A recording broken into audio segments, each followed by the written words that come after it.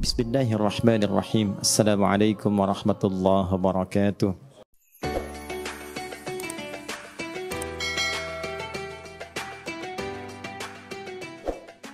Allah Subhanahu wa taala memberikan perubahan dalam kehidupan bagi kita sekaligus menjadi syafaat di akhirat kelak untuk kita semua insyaallah. Oke, ruku'. Bismillah.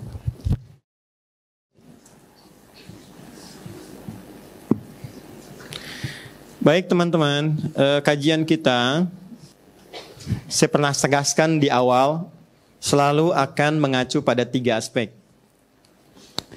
Yang pertama, pemahaman tentang bacaan. Kedua, pemahaman tentang gerakan. Dan yang ketiga, tentang hikmah, tentang maknanya. Kenapa bacaannya itu atau esensinya? Kenapa gerakannya demikian? Sumber pembahasannya hanya 2. Satu dari Al-Quran dan hadis Nabi Muhammad SAW yang dijelaskan para ulama kita. Yuk kita mulai. Bismillahirrahmanirrahim. Quran surah kedua Al-Baqarah di ayat ke-43.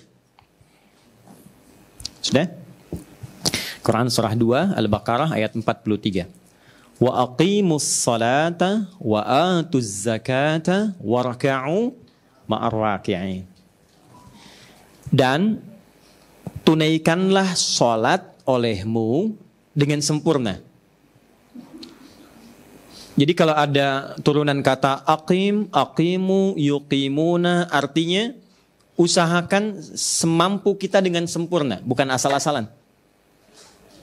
Kata sholat dibuka dalam Al-Quran senantiasa diiringi dengan turunan kata aqimu. Alladzina yu'minuna bil ghaibi wa yuqimunas shalah wa aqimus shalah, aqimis shalah liduluki syams.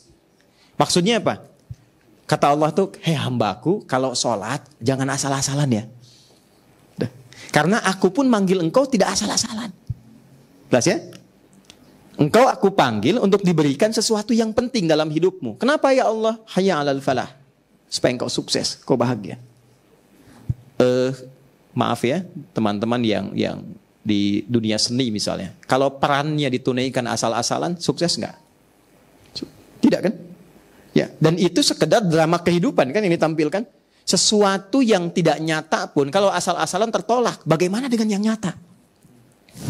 Maka kata Allah, hei hambaku, kalau sholat tunaikan dengan sungguh-sungguh. Jangan asal-asalan ya. Wa aqimus shalah. Tunaikanlah olehmu sholat itu dengan sempurna sesuai dengan kemampuanmu.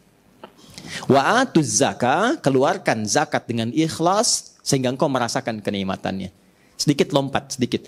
Atau itu dari kata ita. Ita itu memberi dengan ketulusan jiwa sehingga sampai pada penerima. Maksudnya kalau Anda mau zakat, kalau bisa berikan langsung kepada mustahiknya sehingga merasakan kenikmatannya. Teman-teman kalaupun cuma 5.000 ya wajib zakatnya, Anda keluar tukang sapu yang di jalan, kemudian Anda papasi, Anda berikan. Bu, semoga ini bermanfaat. Terima kasih. Tiap hari ibu telah memberikan akses jalan yang baik untuk saya. Anda berikan 5.000, itu yang keluar di lisannya melebihi nilai 5.000 itu. Terima kasih Pak, semoga Bapak sehat. Ya Allah, rizkinya ditambahkan, dibaikan, keluarganya semua sehat. Itu mahal. Mahal sekali. Saya pernah sampaikan ke beberapa teman berbagi kisah tentang kebiasaan dulu. Biasanya kami keluar sebelum subuh. Hanya untuk mencari 2 sosok. 1, tukang bersih-bersih jalan untuk mengucapkan terima kasih. Yang kedua adalah para pedagang-pedagang yang mereka mendagang semalaman hanya untuk menunjukkan bagaimana cara mencari yang halal. Ya. Dan itu pemandangannya indah. Kadang masih ada yang tahajud. Ada, teman-teman pernah temukan nggak? Ya, tukang mie goreng dan tukang nasi goreng yang kalau malam itu kan bunyi. Ya, kita dengar suaranya, itu ada yang menjelang subuh tuh masih sempat membentangkan sajadahnya di trotoar hanya untuk bersujud pada Allah. Ya, dan tidak ada keluhan di wajahnya. Dia berterima kasih dengan tenaga ya yang Allah berikan untuk mencari yang halal dengan keringatnya. Dia masih bisa sujud dengan sunnah. Maka bagaimana Anda yang diberikan kelapangan, kenyamanan, fasilitas, kemewahan, kebaikan, kedamaian di rumah tangga. Berapa kali Anda bisa menyampaikan syukur pada Allah? Dan Anda hafal ayatnya, fabi ayyi ahla'i rabbikum Kedziban. Sesekali keluarlah untuk bertemu dengan orang-orang seperti itu. Walaupun keluarnya terasa sedikit, tapi bagi mereka mahal. Dan itu baliknya kuat. Itulah ita wa atuz zakah. Nah, tapi setelah itu yang dilengkapi oleh ayatnya warka'u ma'ar raki. Dan ruku'lah bersama orang yang ruku'. Pertanyaannya, kenapa kok ruku' disebutkan lagi padahal di awal sudah dikatakan wa aqimus shalah. Salat kan sudah mencakup ruku'. Plus kenapa disebutkan kembali? Ini dalam bahasa Arab disebut ta'kid, penguat untuk menunjukkan satu keistimewaan yang terletak di amalan itu. Artinya, ruku tidak sama dengan posisi lainnya. Ada keistimewaan dalam ruku yang kalau serius dilakukan, itu ada manfaat besar yang bisa didapatkan. Itu poinnya. Quran, surah kedua, ayat 43. Oke. Yuk sekarang kita mulai bagaimana caranya. Kalau sudah ke teknis, itu kita sulit dapatkan di Al-Quran. Karena Quran tidak sampai ke teknis. Ya, yang umum aja jarang dibaca, apalagi dikasih yang teknis dia. Ya, kan 6.236 ayat ya. Kalau ditambah teknis berapa tebalnya tuh? Nah, karena itu secara teknis tidak harus dihafal, itu untungnya. Yang umum silahkan hafalkan supaya dibawa dalam kehidupan. Yang teknis cukup dipahami, dipraktekkan, tidak menuntut hafalan. Dan itu ditemukan dalam hadis. Oke, saya berikan dulu beberapa yang sahih. Satu Al-Bukhari.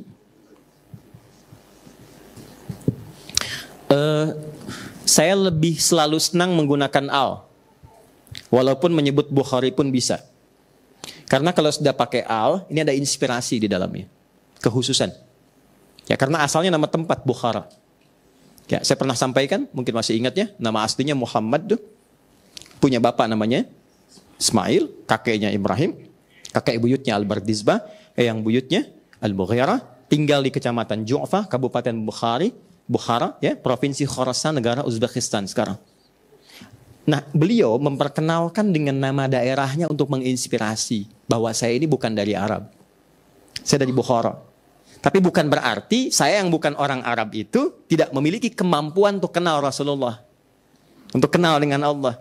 Jadi sekaligus ini memberikan kesan penguat bahwa diutusnya Nabi sebagai rahmat untuk semesta alam. Jadi jangan kita merasa minder. Oh ini kita bukan orang Arab. Berarti belum tentu sefasih orang Arab baca Al-Quran. Belum tentu. Ya, boleh jadi anak-anak santri di musyawarah ini dibandingkan dengan orang-orang Arab tertentu bisa jadi lebih fasih. Ya, ada yang fasih, Syekh Sudais, iya, Syekh Surem, iya. Ya, tapi kan tidak semua orang Arab bacaannya begitu. Jelas ya? Oke, balik ke sini. Al-Bukhari nomor hadis 757. Dikonfirmasi oleh Imam Muslim juga. Nomor hadis 397. Dikuatkan di dalam Sunan Abu Daud. Nomor hadis 856. Yang meriwayatkan namanya sahabat Abu Hurairah. Yang mengalami peristiwa ini namanya sahabat Khalad bin Rafi Az-Zuraiqi. Khalad bin Rafi Az-Zuraiqi. Oke. Saya minta cepat satu orang. Depan. Siapa saja? Siapa saja? Boleh.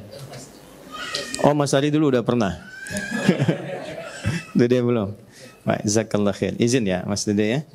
Boleh pemanasan dulu karena ini nanti ada gerakan yang cukup menantang dan mesti hati-hati, ya. Sudah siap? Baik. Kita cek dulu. Silahkan ruku, Mas Dede. Kalau ke sini ke MU, kiblatnya ke sana.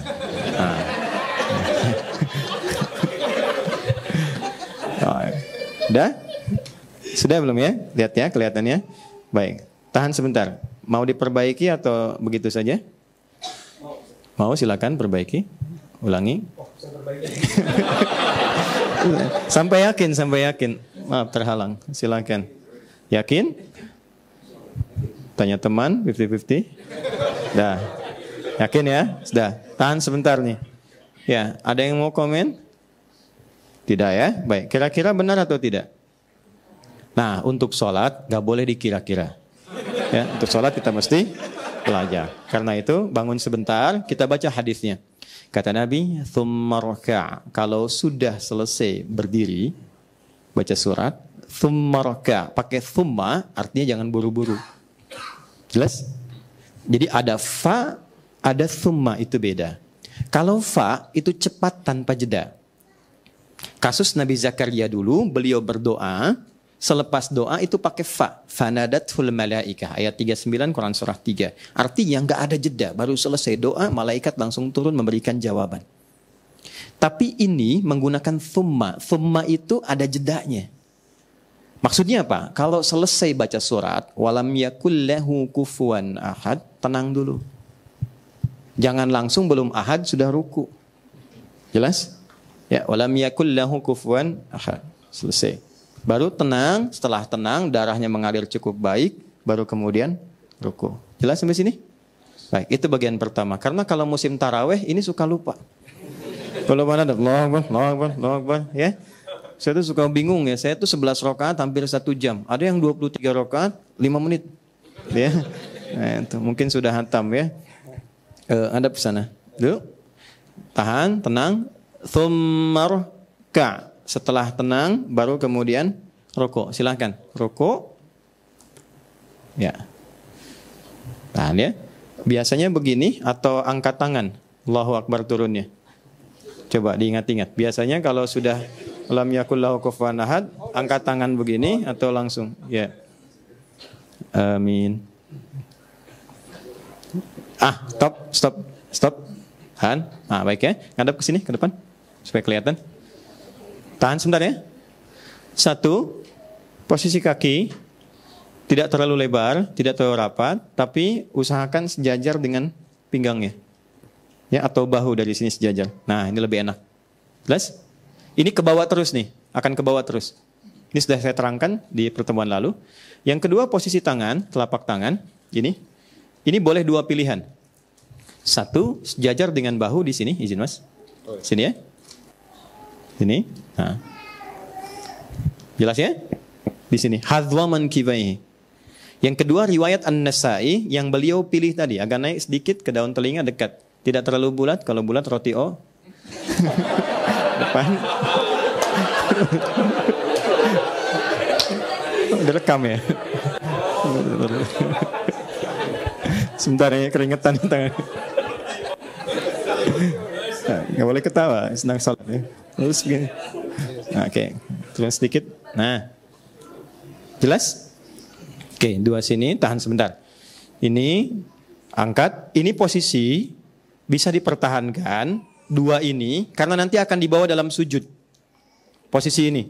Jadi silahkan pilih mau yang di sini nyamannya di bawah sini atau yang di sini bebas. Kalau sudah nyaman di sini lakukan di sini. Sudah? Kemudian rafa'a yadaihi, kemudian mengangkat tangannya untuk ruku, tsumma raka'. Lalu ruku silahkan. Allahu Akbar. Kenapa saya minta beliau tadi mengangkat dulu atau pilih silahkan? Karena ada posisi tangan diangkat, ada posisi tidak diangkat. Saat ruku biasanya diangkat. Oke. Sudah? Sudah ya? Enggak, maksudnya sudah ruku ya? Sudah. Tahan sini. Perhatikan baik-baik. Ada 3 posisi. Kita masuk ke gerakannya dulu. 3 posisi. 1, teman-teman bisa melihat ya, konfirmasi. 1, bagian punggung sampai kepala. Ini bagus sekali. Lurus. Jelas? Baik, ini lurus. Dan dalam hadisnya begini, makanya tadi saya minta pemanasan. Dalam hadisnya, itu kalau ditaruh 1 bejana air di atas punggungnya, itu nggak tumpah. Tuh. Kan? Tahan ya. Begini. Yeah. Sebentar, ini butuh 10 menit saya untuk menerangkan. Nah, ini, jazakallah khair. Izin nih, kapan lagi gitu kan? Ya, lurus. Ini bagus. Saya ulang ya, ini bagus. Oke. Kedua, posisi telapak tangan. Sudah? Telapak tangan, perhatikan saya izin turun, izin ya Mas ya. Itu ini bagus sekali letaknya di lutut. Persis di lutut. Awas ya, ini untuk keseimbangan yang paling bagus. Karena kalau dia turun, ini pasti akan berubah. Turun Mas ke bawah tangannya. Tuh. Jelas? Naik di atas lutut, naik Mas, izin. Tuh. Sudah? Letakkan di lutut tadi. Nah, sudah? Kemudian yang ketiga, ini yang paling penting dan kadang lupa.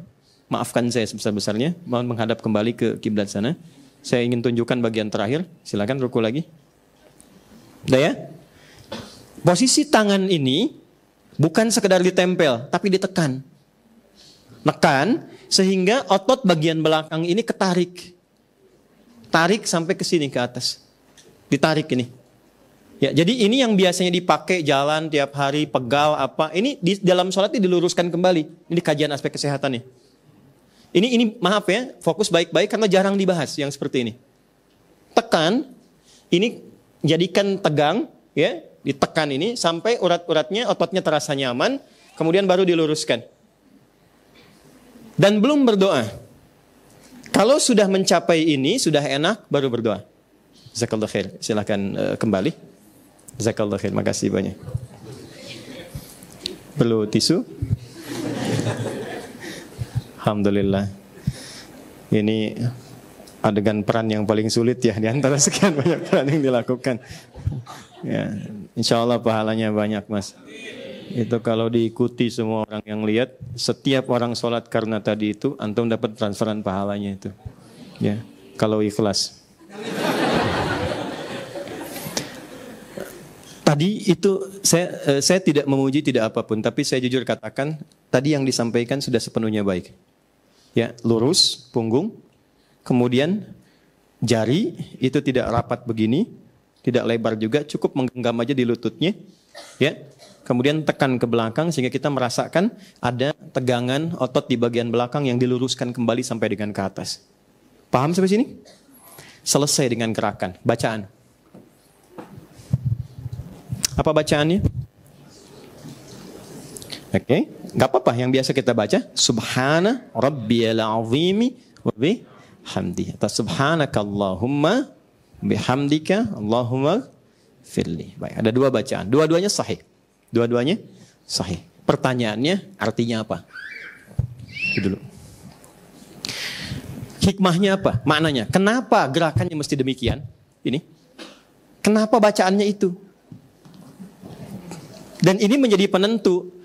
Kalau imamnya ruku, lantas kita ikut ruku, walaupun misalnya ada keterlambatan, langsung ruku, itu dihitung 1 rakaat. Nanti saya bahas setelah ini. Ya, saya bahas. Saking pentingnya itu, jadi saking mahalnya ruku, itu rakaat itu diambil dari kata ruku. Dinilai kebenaran rakaatnya. Dulu, di era-era Nabi berkehidupan, dan ditarik garis ke belakang, itu penguasa yang punya imperium itu 2. Kalau bukan Romawi, satu lagi Persia. Kan?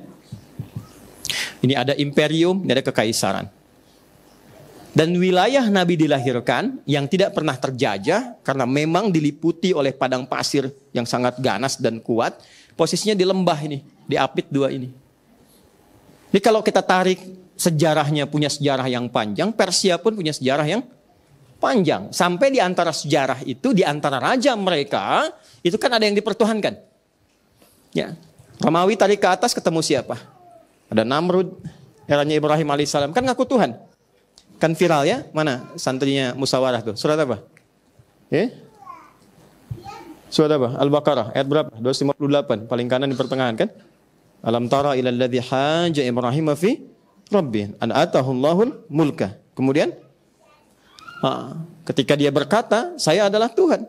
Kata Ibrahim, Tuhan saya Allah, saya juga Tuhan. Jadi Namrud pun mengaku apa tuh? Tuhan. Dan ketika orang-orang datang kepada Raja Romawi itu, dia melakukan cara untuk apa? Menunjukkan eksistensi kebertuhanannya. Dengan cara apa? Sujud. Lihat orang Romawi kan? Kalau ketemu rajanya dan sebagainya, sujud kan? Di Persia juga apa? Menunjukkan gaya yang beda, yaitu ruku'. Ya, masih ingat kan? Kalau teman-teman lihat film Kolosal itu, tangannya di sini kan? Kemudian ruku begini kan? Ya kan? Lalu terus sampai dengan ke bawah. Dan itu turun-temurun diikuti, cuman beda Tuhan. Jepang ketika menuhankan matahari itu, kan Tuhan matahari itu eksistensi yang keberlanjutan, yang berlanjut di era risetnya Nabi Ibrahim. Masih ingat di surat Al-An'am itu?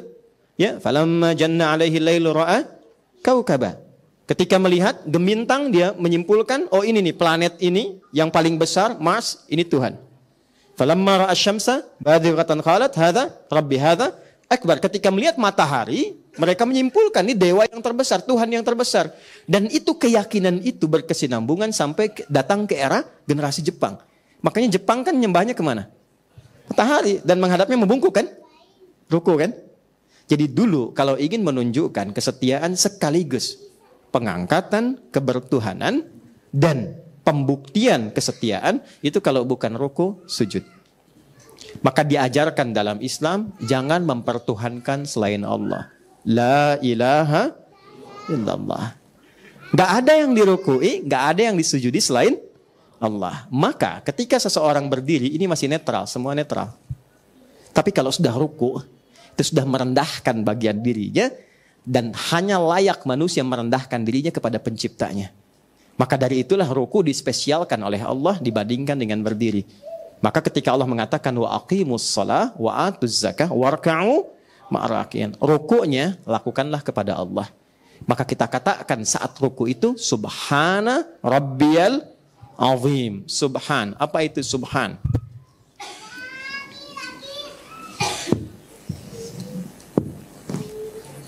Anda benar jawab, saya kasih hadiah umrah. Saya serius, tapi bukan yang musyawarah. Bukan santri, bukan ustadz. Waktu habis. Gini, subhan. Nanti kalau saya tanya lagi, nggak usah takut salah, ya, karena benar belum tentu dapat pahala, salah pun nggak keluar dari sini, ya.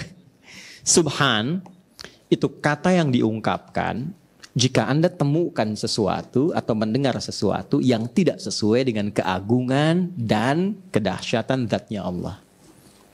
Contoh, Al-Baqarah ayat 116. Wa qalu ittakhadallahu walada. Mereka berkata, Allah punya anak. Kira-kira kalimat itu benar nggak? Ya, kita orang Islam meyakini tidak kan? Dan itu yang paling dahsyat. Mempersekutukan, menganggap Tuhan punya anak itu tuduhan yang nyata. Kan? Sesuatu yang salah.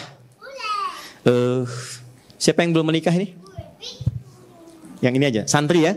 Misal, saya katakan gini. Ya, itu punya anak tuh. Padahal nikah aja belum. Ya kan? Kita katakan punya anak tuh. Padahal nikah aja belum. Pasti anak akan menolak. Ya kan? Apalagi Tuhan yang tidak menikah. Dan tidak punya hasrat untuk itu. Dan pencipta segalanya. Maka dikatakan Tuhan punya anak. Maka itu bagian yang tidak layak yang disertakan kepada Allah. Maka Allah langsung membantah. Subhana. Gak benar itu. Maha suci. Maha suci itu kan kalau suci itu bebas dari yang kotor kan? Itu tuduhan kotor sekali. Allah suci dari itu. Itu maksudnya. Jangan berkata yang kotor. Yang paling kotor dinisbatkan kepada Allah adalah kata-kata yang tidak sesuai dengan keagungan zatnya. Jelas di sini? Oke, satu. Subhan. Nabi itu dituduh oleh orang-orang yang antipati pada beliau pada masa itu dengan mengatakan, mustahil Muhammad kamu itu bisa ke Masjidil Aqsa, ke Palestina, cuman semalam balik lagi. Terus bilang-bilang naik ke langit lagi. Ya. Itu Abu Jahal senangnya bukan main tuh. Nanti saat kita umrah ya, berangkat, nanti saya tunjukin tuh di mana rumahnya Abu Jahal tuh dan kapan peristiwa itu terjadi. Jadi Abu Jahal itu saat mengetahui informasi Nabi Isra dan Mi'raj itu senangnya bukan main. Karena ada satu bahan ya untuk merosting Nabi. Ini paling gampang nih gitu ya. Habis nih Muhammad nih. Ya, dipanggil semua orang, disuruh naik Rasulullah itu ke Jabal Qubais yang sekarang jadi istana raja itu. Nah, istana itu yang di bukit tempat istana itu simbol kepemimpinan, simbol kekuasaan. Di siapa yang naik ke atasnya ini menunjukkan penguasa wilayah. Itu sejak zaman dulu. Makanya sekarang ada istana itu untuk menunjukkan ini pemimpinnya. Nah, menariknya Abu Jahal, Abu Jahalnya itu, ya, itu ngangkat Nabi, diminta beliau supaya naik ke atas Jabal Qubais itu, bukit ketinggian, untuk memproklamasikan tentang peristiwa Isra itu. Itu senangnya bukan main karena beliau merasa, Abu Jahal merasa dia punya bahan untuk merendahkan Nabi. Ya, udah selesai. Akhirnya ketika Nabi katakan, saya barusan tadi malam diberangkatkan. ke Palestina, kemudian naik ke langit, balik lagi. Itu ketawa Abu Jahal. Inilah ya Muhammad yang kayak begini nih, yang ngaku-ngaku rasul, nyampaikan berita fiksi, nyampaikan macam-macam yang nggak mungkin itu bisa diraih. Itu hampir semuanya murtad. Yang telah yakin dan yang belum yakin itu semakin yakin untuk tidak mengikuti seorang Muhammad SAW. Sedang ada di puncak keraguan. Tinggal satu orang lagi. Kata Abu Jahal, kalau satu orang ini ikut kita, selesai dakwahnya Muhammad SAW. Seorang itu namanya Abu Quhafa. Gelarnya Abu Bakar. Rumahnya posisinya di Hotel Hilton yang lama, yang samping Zamzam sekarang. Di Zamzam ada alur sedikit, kemudian sampingnya ada Hotel Hilton yang krem. Itu kalau teman-teman naik ke atas, tangga ada eskalator, belok kanan, nah itu posisinya rumah Abu Bakar, yang sekarang di musola. Ya, kalau naik lagi kiri ke atas sedikit, yang sajadah Turki itu yang murah-murah di atas tuh. Ya. Nah itu Abu Bakar di situ. Itu dijemput tinggal satu orang lagi. Begitu datang Abu Bakar, kemudian datang, ada apa katanya? Ketawa Abu Jahal, kamu dengar sendiri Muhammad katanya. Dengar sendiri. Begitu disampaikan oleh Nabi, tadi malam saya diisrakan, berangkat ke Palestina, naik ke langit terjadi begini, begini, begini. Sudah senyum, tinggal tunggu proklamasi, apa kalimat Abu Bakar? Lau kana Muhammadun, kalaulah Muhammad sallallahu alaihi wasallam qala, beliau berkata, wara'a hadzal jabal, di belakang bukit ini aduun, ada banyak musuh yang siap menghantam kita di Mekah, dan itu tidak terjadi, saya akan tetap mempercayai Muhammad. Karena track recordnya semua bersih. Saya akan tetap percaya Muhammad. Nah, membenarkan sesuatu yang belum diketahui kadar kebenarannya, walaupun dia pasti benar, tapi belum diketahui kadar kebenarannya, itu disebut shadiq. Tapi membenarkan sesuatu yang belum diketahui kadar kebenarannya saat orang lain meragukannya, itu disebut siddiq. Maka sejak peristiwa itu diberi nama Abu Bakar As-Siddiq. Hanya dengan satu orang itu menegaskan komitmennya, itu yang tadinya ragu jadi meningkat keyakinannya, yang tadinya mau meninggalkan Rasulullah jadi berbalik mendukung Rasulullah. Nah, kita perlu orang-orang seperti itu. Dan kita kekurangan itu. Tipe-tipe Abu Bakar yang kalau bicara semua tahu itu baik. Siapa teladan kita yang kalau orang bicara itu satu orang tuh kita yakin tuh benar tuh. Kita bisa ikut. Nah, ini yang percikan ini yang disebutkan sami'na wa ata'na. Ya, itu yang di Al-Baqarah 285 itu. Sekarang tipe-tipenya kan sami'na wa nanyaina. Ya, kami dengar, kami konfirmasi. Banyak tanyanya gitu kan. Sehingga dengan kebanyakan bertanya itu menjadi sedikit yang diamalkan. Ya. Ya, gitu. Paham? Yuk, balik ke sini. Jadi itu sisi yang terkait dengan subhan. Maka turun pembenaran dari Allah tentang peristiwa itu. Ketika Abu Bakar mengatakan demikian, Rasulullah menegaskan, turunlah Quran surah ke-17 dengan hasil manfaat dari peristiwa Isra dan Mi'raj itu. Kan sholat kan? Berapa rakaat? 17 rakaat. Surah ke-17 ayat pertama. Apa pembukaannya? Subhanalladzi asra bi'abdihi lailam minal masjidil haram ilal masjidil aqsa. Oke, itu kan nas. Kalau nas itu kan orang belum tentu percaya kan? Saya bertemu non muslim, misal teman-teman yang Kristen atau yang Hindu, yang Buddha, saya sampaikan berita di Quran, langsung percaya nggak?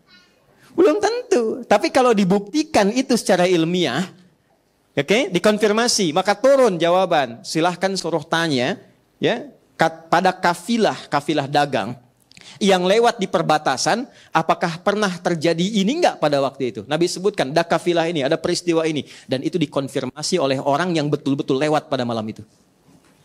Jadi begitu kafilah datang itu, ya, kafilah dagang kembali datang ke Mekah, ditanya, Muhammad bilang begini, pada saat kemarin terjadi begini, betul nggak? Mereka konfirmasi, oh iya betul katanya. Maka itu yang meningkatkan iman. Kalau Quran katakan Fir'aun tenggelam dan ada kandungan garamnya, mungkin kita sedikit menerima. Tapi ketika seorang Maurice Bucaille riset dan menemukan itu, dan dia bersyahadat, maka bagi seorang yang sudah muslim dan bersyahadat, harusnya lebih kuat lagi kedekatannya dengan Allah. Teman-teman kalau baca-bacaan, ada yang menarik di situ, dilanjutkan nggak bacanya? Dilanjutkan. Dan ada kerinduan untuk baca. Allah tuh kurang apa sih? Kisah disampaikan, paling lengkap tuh di Quran. Nggak ada dramanya. Isinya benar semua. Ya, coba deh satu kali teman-teman bikinlah, ya, kayak sinetron, kayak apa, inspirasi dari situ. Saya mau bantu kok kontennya. Kita bisa turunkan perannya dengan kondisi kekinian. Sekarang spoiler itu kan banyak. Kenapa sih nggak ada yang bikin tentang yang di Quran, yang di hadis? Spoiler film kan banyak tuh. Ya, apa ya, saya nggak hafal lah pokoknya kalau pas mau lihat YouTube ceramah ini itu, kok muncul ini gitu. Saya tuh kebayang kenapa nggak ada yang bikin kisah-kisah dalam Quran, kisah dalam hadis. Padahal itu mahal sekali. Maaf ya, saya lompat sedikit gitu. Itu gambaran subhan. Ini. Nah, aplikasi dalam sholatnya saat Anda, saya, kita ruku. Kenapa dituntut ruku? Ruku dan kalimat pertamanya subhan. Mau versi yang panjang, mau versi yang pendek, itu dibuka dengan ini. Kenapa? Hikmahnya adalah Allah mempertanyakan kepada kita sebelum engkau ruku, berapa kali engkau berbuat sesuatu yang tidak sesuai dengan keagungan Allah. Berapa kali menghamba pada selain Allah, rukunya bukan pada Allah. Kasih pekerjaan sedikit, lupa sholatnya. Rukunya kepada pekerjaan, dipanggil sholat lupa, Jumatan gak ikut. Begitu sulit, ya Allah, aku memanggilmu. Ya kemarin aku panggil, kamu kemana? Itu kan? Satu. Ada yang lewat harta, Allah kasih, teman-teman berpartner. Padahal yang bekerja juga banyak, ketika sukses lupa dengan temannya. Tuh. Berapa yang dihasilkan sudah bisa dibagi, berapa yang dizakati, berapa yang diinfaki, apa itu zakat, apa itu infak, gitu, macam-macam.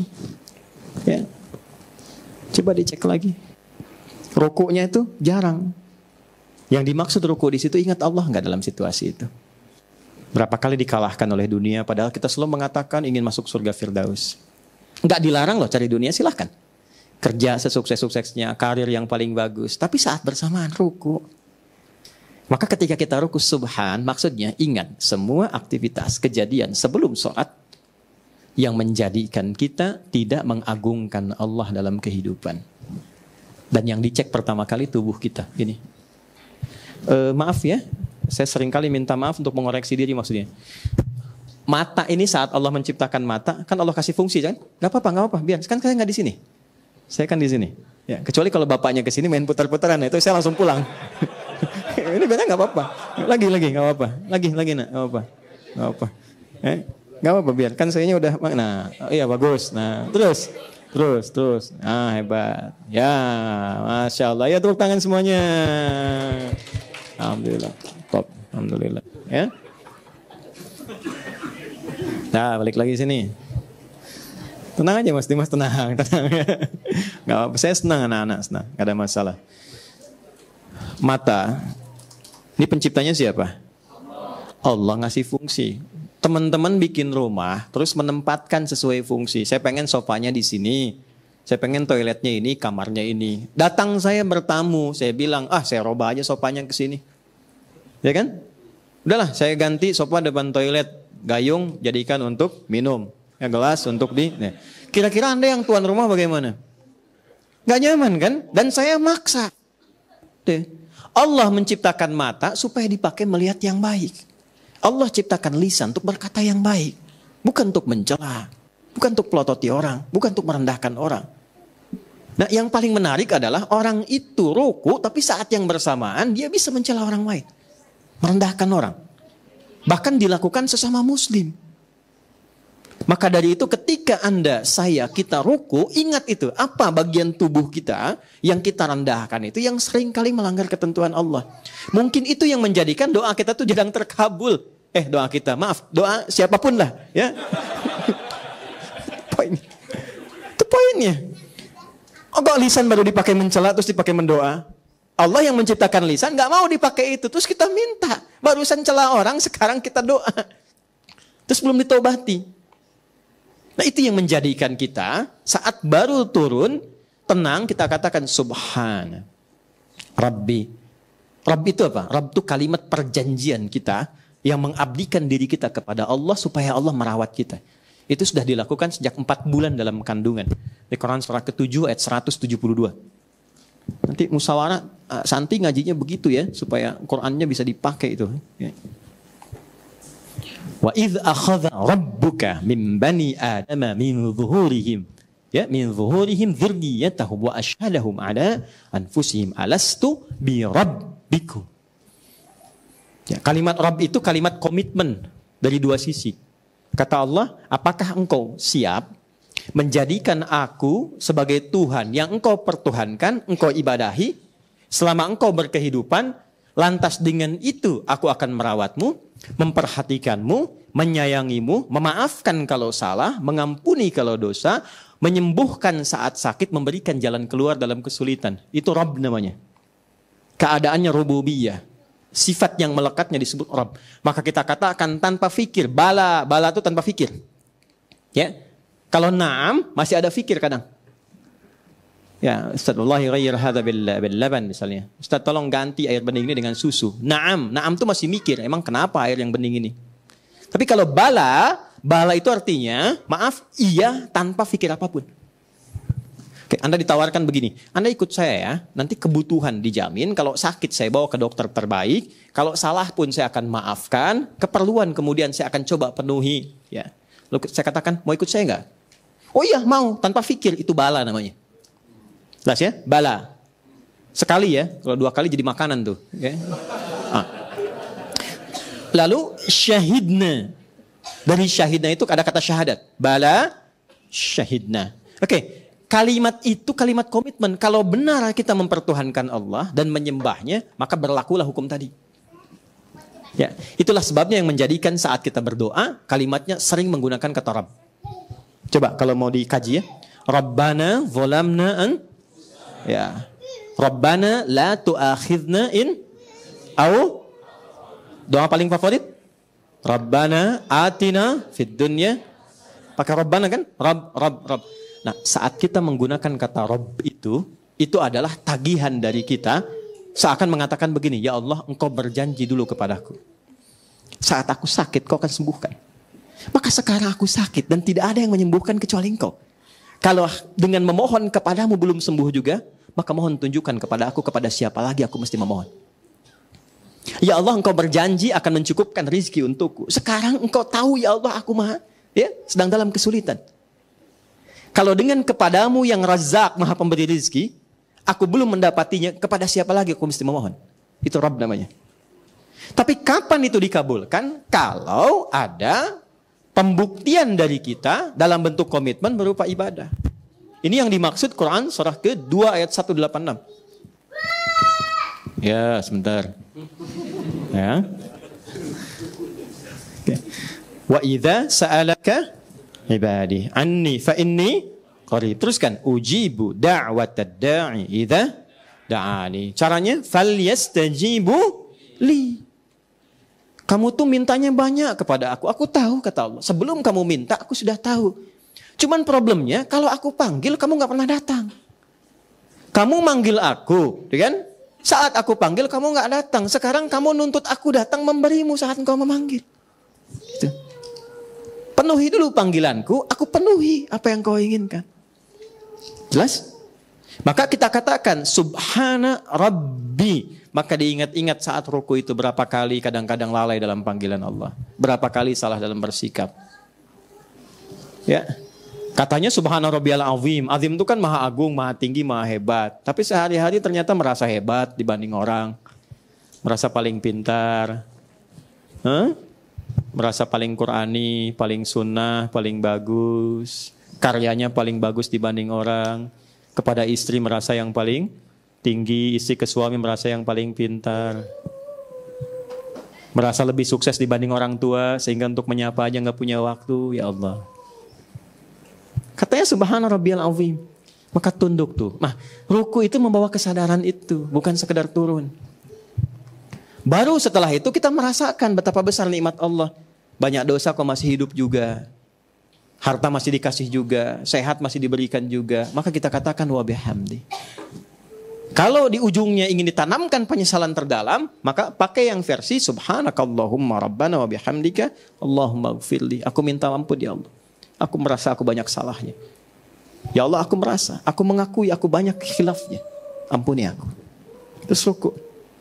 Itu keadaan demi Allah, keadaan paling indah. Makanya teman-teman kalau ngaji hadis, coba cek babnya rukunya Nabi. Itu selalu bahasanya saking panjangnya rukunya Nabi, kadang-kadang mendekati panjang bacaan saat berdirinya. Gitu. Padahal bacaannya pendek kan? Ya, oke? Coba berdiri kan Nabi paling pendek itu dalam sholat sendiriannya itu kan 100 ayat Al-Baqarah. Nah rukunya itu bisa selama itu. Itu apa yang dirasakan? Selevel Nabi loh yang terjamin surga gitu dan sebagainya. Nah itu yang menjadikan Nabi berkata, gini, pasti yang sudah berumah tangga itu selalu ada saja kan yang dipertemukan dalam penyesuaian. Saya tidak mengatakan bertengkar. Ada saja perbedaan kan? Ya, kan? Tapi yang paling indah ketika perbedaan itu tuntas, tenang kan? Ya kan? Ada ketenangan baru kan yang dirasakan? Nah, itu yang disebut sakinah namanya. Tapi beda dengan begini, punya masalah dicurhatkan sampai merasa tenang. Itu tumaninah namanya. Jelas? Itulah sebabnya kata Nabi, ketika Anda ruku, jangan buru-buru bangun hatta tatma'inna raki'an. Sampai tumaninah dalam ruku, sampai tenang. Kapan tenang itu dirasakan? Kok kejadiannya baru begini langsung bangun kok? Ya, saat bangkit itu udah tenang belum? Pertanyaannya, kapan tenang itu dirasakan? Ketika kalimat Allahumma gfirli itu keluar. Ya Allah ampuni aku salah. Oke, saat sholat tuh ingat-ingat apa yang dibawa tuh. Lalu mengatakan, ya Allah aku salah, ampuni aku. Itu yang membuat kita tenang, keluar air mata tuh. Ngetes keluar. Nah ini info saja. Bacaan ini baru doa pembuka. Baru pembuka doa. Nanti setelah kalimat itu selesai, barulah dikeluarkan apa yang menjadi masalah saat ini. Minta dalam hati kita. Kan sebagian ada yang punya problem di rumah tangga, di pekerjaan, kehidupan sosial. Ya kan? Apa saja dengan orang tua, dengan suami, istri, anak, dan sebagainya. Itu yang dihadirkan. Nah di saat itulah, titik itu kita hadirkan, lalu kita mintakan, itulah yang terjadi koneksi yang sangat tinggi, terkabul tuh. Kalau mau coba teman-teman silahkan, sholat seperti itu. Ya, coba. Paling enak saat tahajud malam. Ya, kalau bisa sih biasakan suami istri misalnya kalau sempat, atau kalau lelah, jangan dipaksa. Ya, istri saya suka minta, Bu ya mau sholat malam gini, tapi saya kalau bangun duluan saya lihat tuh lelah, saya nggak bangunkan, karena seorang istri, seorang ibu yang dia dalam tidurnya setelah merawat anaknya, memberikan ASI kepadanya, itu ibadah dalam tidurnya, dan saya nggak mau ganggu ibadahnya. Gitu. Kita sholat sendiri, tapi kita lihat dulu semua tuh, Mas, lihat anak, lihat istri, terus itu pulang tuh kadang mereka sudah tidur semua tengah malam. Makanya kalau saya sudah selesai jangan banyak nanya. Ada waktunya. Gak pulang tuh serius. Saya pulang ke rumah kadang saya lihat satu-satu tuh. Terus kita tanya Allah ketemu lagi gak di akhirat tuh. Kan? Ingat-ingat apa yang hak mereka yang belum diberikan. Udah. Paling enak tuh saat itu ambil wudhu, sholat. Nangis. Minta sama Allah. Minta ampun, minta maaf, salah. Sebagai suami kadang kurang perhatian. Kadang istri saya gak tahu itu. Sebagai ayah kurang perhatian, kurang baik. Sebagai teman ada hak yang belum tersampaikan, ada ngaji yang disampaikan tapi belum diamalkan. Itu paling enak tuh waktu-waktu gitu tuh. Nah, Anda dengan kadarnya masing-masing coba lakukan hal yang sama. Itu bukan ustadz aja. Semua tuh punya kenikmatan dan hak yang sama. Pernah nggak begitu di malam hari? Itu kalimat Quran di Quran surah ke-73 ayat 6. Inna nasyi'atal laili hiya asyaddu wat'a wa aqwamu qila. Bangun malam tuh beda dengan salat siang. Sentuhan kejiwaannya tuh begitu kuat. Enak gitu kalau udah ke bawah tuh enak.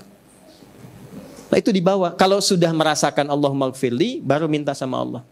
Itu sebelum diungkapkan, Allah sudah jawab. Kadang-kadang begitu. Sebelum diungkapkan. Ya, jelas? Nah karena itulah kemudian, orang-orang yang sedang ruku sampai ke titik itu, diminta oleh Allah bangun. Ketika bangun, kamu minta apa? Sepenuh langit dan bumi pun, atau sepenuh apa yang kau inginkan aku berikan.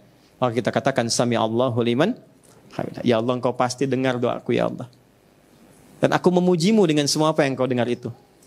Maka dijawab oleh Allah. Makanya ada yang mil'a, ada yang mil'u. Dua redaksi. Kalau mil'a itu jawaban. Mil'as samawati, wa mil'al ardi, wa mil'a ma syi'ta min syai'im ba'du. Hambaku engkau minta apa? Apakah sepenuh langit, sepenuh bumi? Di antara keduanya, apapun yang kau minta, aku berikan saat ini seperti yang kau komitmen dengan doa dalam rukumu tadi. Itu maksudnya. Makanya jangan buru-buru sujud. Hatta ta'tadila qa'iman. Sampai tegak lagi. Tuh. Jadi orang yang sering merendahkan dirinya kepada Allah, itu Allah akan tinggikan derajatnya. Ke Allah tuh kebalik, dengan manusia jauh. Jadi kalau, maaf ya, kalau dengan Allah itu sering seseorang meninggi, Allah pasti rendahkan. Tapi kalau sering merendah, Allah pasti tinggikan. Jadi orang-orang yang sering ruku dan sujud dalam hidupnya, itu pasti derajatnya diangkat oleh Allah. Walaupun standar kehidupan sosialnya menurut manusia itu biasa. Teman-teman kalau ngelihat marbot masjid, hormat kan? Hormat. Walaupun mungkin status sosialnya nggak seperti yang lain. Tapi kita hormat. Buktinya pas waktunya sholat yang dipersilahkan imam marbot. Dan imam kan status yang paling spesial kan? Dalam sholat. Jelas? Nah itulah ruku. Itulah ruku. Saya sudah sampaikan hadisnya, sudah sampaikan ayatnya, termasuk juga bagian-bagiannya, tinggal penutupnya. Penutupnya. Kalau sudah dapat ruku, artinya dapat 1 rakaat. Hadisnya dari Abu Hurairah. Di Al-Bukhari juga ada, di Muslim juga ada. Ya. Saya bacakan hadisnya. Sudah? Wa idza adrakta rak'ata adrakta shalah. Hadis saya. Jika Anda salat dan qadarullah kemudian masbuk. Contoh. 2 orang. 1 maju cepat. Ya. Sudah istirahat dulu. Mas Rijal maju sama Mas Arman. Mas Arman dulu sebentar. Mas Rijal nyusul. Mas Arman di sini. Izin sebelah sini dulu. Nah, posisi kemudian ruku. Datanglah Mas Rijal. Nah, ini izin mohon maaf ya, Mas Arman, Kang Arman maju sedikit dulu supaya agak space. Nah, hadap sini dulu ke saya. Tahan. Lagi imam jangan nengok. Boleh nengok dulu sini. Ini sholat mau bawa topi kira-kira gimana? Boleh nggak sholat pakai topi? Boleh, Kang boleh bangun dulu nggak apa-apa, biar lihat dulu. Nah, kalau sholat pas pakai topi, boleh nggak? Apa dalilnya? Nah ya, sebenarnya simple aja. Nggak semua harus pakai dalil-dalil yang rumit. Yang penting rambut saya nutupin bagian kepala saya, itu aja. Zaman Nabi nggak ada, emang nggak ada topi zaman Nabi itu aja. Jadi boleh, silahkan ya. Ini pakai begini boleh, nggak ada masalah. Tapi ingat jangan menutupi bagian sujud, kening ini. Ya, nah ini kan kening nih, ya. Kalau bisa naikin lagi ke atasnya dikit.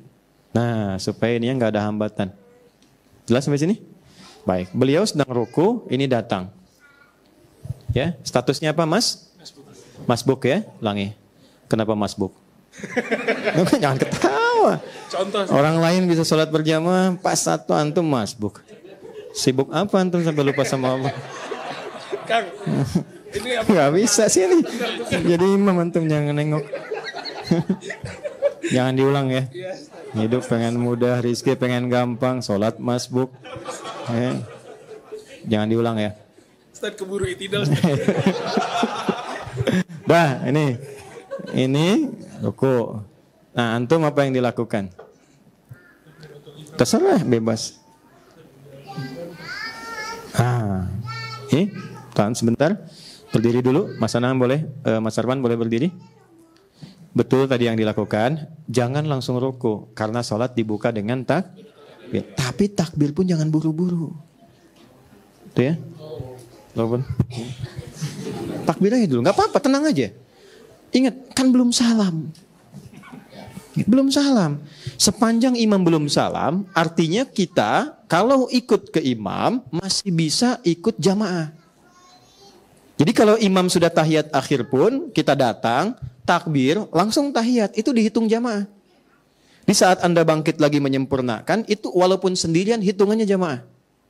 Jangan buru-buru, takbir, Allahu Akbar, lalu kemudian langsung ruku. Jelas? Kalau imamnya ruku, kemudian ini Mas Rijal juga ikut ruku, Mas Arman.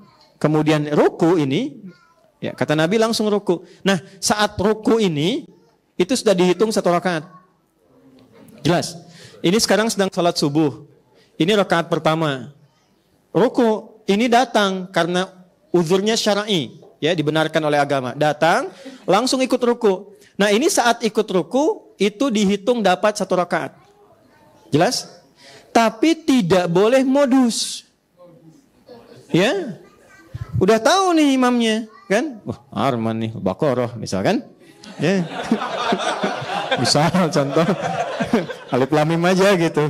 Ya, misal nih. Ini udah tahu nih. Ada hadisnya ruku lumayan, tungguin tuh. Padahal di belakang udah tahu. Jadi begitu ini ruku baru masuk. Allahu Akbar. Itu dosa. Jelas? Ingat, uzur syar'i. Terlambat misalnya ke masjid, datang karena kondisi tertentu, imam pas ruku langsung ruku. Jelas? Itu dapat satu rakaat. Dan itu keterangan Nabi, bukan keterangan Adi. Keterangan Nabi. Idza adrakta rak'ata, kalau engkau dapat satu ruku dalam imam, adraktas shalah, engkau mendapatkan satu rakaat. Jelas di sini? Baik, silakan. Nah, bagaimana kalau sudah i'tidal? Fala yu'tadda minhu, maka tidak dihitung. Dihitungnya berjamaah tapi enggak dihitung rakaat. Jelas ya? Misal, Allahu Akbar, ruku, sami Allahu liman hamidah, Anda masuk, langsung ikut i'tidal. Tapi itu dihitung sebagai penyerta jamaah, bukan rakaat. Ikut serta dalam jamaah, tapi tidak dihitung satu rakaat. Nah, jadi i'tidal aja nggak dihitung satu rakaat, apalagi sujud. Jadi kalau dapat sujud dengan imam, itu belum dihitung satu rakaat, tapi dihitung berjamaah. Jelas di sini? Oke. Saya kira itu yang menjadi bahasan kita hari ini. Saya simpulkan. Ruku adalah bagian yang istimewa dalam praktikal sholat. Ada keistimewaan yang berbeda dengan berdiri saat ruku. Orang yang mampu ruku dengan baik, satu, Allah menjamin akan memuliakan ia dalam hidupnya dengan mengangkat derajatnya. Jadi kalau Anda di kantor diangkat di tempat yang baik, di rumah tangga diangkat dengan derajat yang baik, di kehidupan sosial diangkat dengan baik, sepanjang dia selalu menjaga rukunya dengan baik. Satu, itu janji Allah. Dua, hendaknya orang ruku tidak sekedar memformalkan ruku sebagai kewajiban atau rukun dalam sholat, tapi juga menyertakan hikmah, esensi ruku saat itu dilakukan. Sucikan Allah dari berbagai hal atau perilaku kita yang kurang baik, yang tidak sesuai dengan kemuliaan Allah. Dua, berusaha mengoreksi diri, bermuhasabah dalam posisi ruku atas segala perilaku yang tidak layak yang kita lakukan, dan saat bersamaan dengan itu kita mengagungkan Allah. Dan yang ketiga, berdoalah dengan khusyuk kepada Allah setelah menyempurnakan tahapan-tahapan yang tadi telah disampaikan. Ya, niscaya dalam doa itu Allah akan mengangkat kita dan menjawab dengan menawarkan, apa permohonanmu hambaku. Ya. Nah, nanti itulah sebabnya kenapa setelah i'tidal kita sujud. Karena Allah tawarkan mau minta apa, itu yang menjadikan sujud lebih lama dibandingkan dengan ruku. Karena curhatnya ditumpahkan dalam sujud. Nah, sekarang tinggal bagaimana cara i'tidalnya, bagaimana cara sujudnya. Kita akan bahas itu dalam pertemuan yang lain insya Allah.